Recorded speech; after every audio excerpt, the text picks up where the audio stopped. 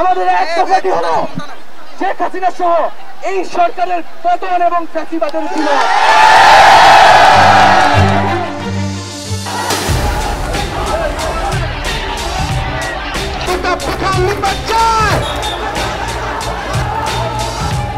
বয়স ২৬ পেরোয়নি, তবু এর মধ্যেই হয়ে গেছেন মহান এক সংগ্রামের একজন নেতা। বৈষম্য বিরোধী ছাত্র আন্দোলনের সমন্বয়ক হিসেবে বাংলাদেশের গণ অভ্যুত্থানে সামনের সারিতে ভূমিকা রাখেন নাহিদ ইসলাম। বাকিটা ইতিহাস। গণতান্ত্রিক অধিকার, মানবাধিকার সংকটের মুখে পড়তে পারে। গণতন্ত্রকামী ছাত্র জনতার বিপুল রক্তের বিনিময়ে পতন হয়েছিল বিশ্বের অন্যতম শক্তিশালী এক স্বৈরাচারের।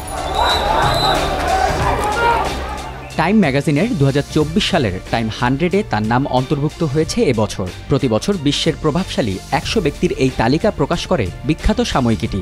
১৯৯৯ সাল থেকে প্রতি বছর প্রকাশিত হচ্ছে এই তালিকা। টাইম ম্যাগাজিন নাহিদের সম্পর্কে লিখেছে আন্দোলনের অনেক নেতাদের মধ্যে নাহিদ অন্যতম।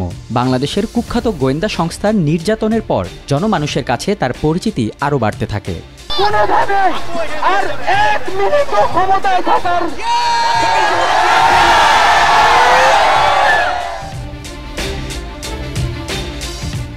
সেই নাহিদই ৩ আগস্ট জাতীয় শহীদ মিনারে লাখো জনতার সমাবেশে বৈষম্য বিরোধী ছাত্র আন্দোলনের হয়ে এক দফা দাবি ঘোষণা করেন। কি ছিল ঐতিহাসিক এক দফা আজ কারো অজানা নয়। ওই দিন বিকেল ৫:৩০টার দিকে নাহিদ ইসলাম মাইকে সমবেত মানুষের উদ্দেশ্যে বলেন, মানুষের জীবনের নিরাপত্তা ও সমাজের ন্যায় বিচার প্রতিষ্ঠার জন্য আমরা এক দফা দাবির সিদ্ধান্তে উপনীত হয়েছি। এক দফাটি হল প্রধানমন্ত্রী শেখ হাসিনা সহ এই সরকারের পতন ও ফ্যাসিবাদের বিলোপ।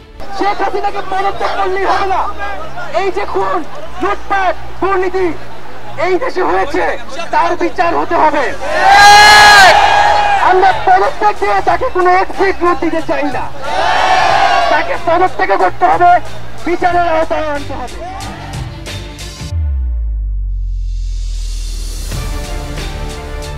টাইমকে নাহিদ বলেছেন, কেউ ভাবতেও পারেনি শেখ হাসিনাকে উৎখাত করা সম্ভব হবে, কিন্তু তাই করে দেখায় মুক্তিকামী জনতা।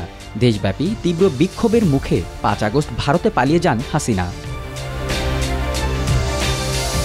তবে সবচেয়ে বড় চ্যালেঞ্জগুলোই এখন সামনে। নোবেলজয়ী ডক্টর মোহাম্মদ ইউনূসের অন্তর্বর্তী সরকারে জেনজির ২ উপদেষ্টার একজন নাহিদ, অন্যজন হচ্ছেন আসিফ মাহমুদ সজীব ভুইয়া।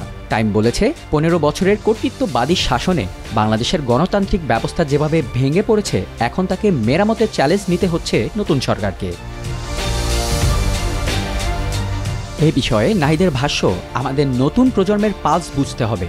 বাংলাদেশের রাজনৈতিক দলগুলোর মধ্যে সহিংসতার যে পালাক্রম, অবশ্যই তার অবসান হতে হবে। আমাদের সামনে এগিয়ে যেতে হবে।